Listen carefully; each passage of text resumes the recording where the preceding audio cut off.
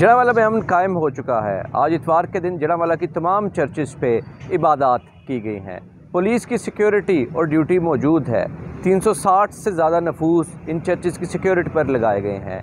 SP Jaranwala के दफ्तर में तकरीबन 2 टीम्स और 2 रिजर्व्स हमेशा स्टैंड बाय पर मौजूद हैं। एसएचओ सिटी जड़ावाला और इंचार्ज इन्वेस्टिगेशन सिटी जड़ावाला लगातार चर्चेस की ड्यूटी को चेक करते हैं। इस ड्यूटी को चेक करने के लिए एक मजबूत निज़ाम बनाया गया है, जिसमें हर शिफ्ट में एक चेकिंग अफसर, एसएचओ और एसडीपीओ मौजूद होते हैं। तकरीबन 360 से ज़्यादा अफराद की ड्यूटी लगाई गई है।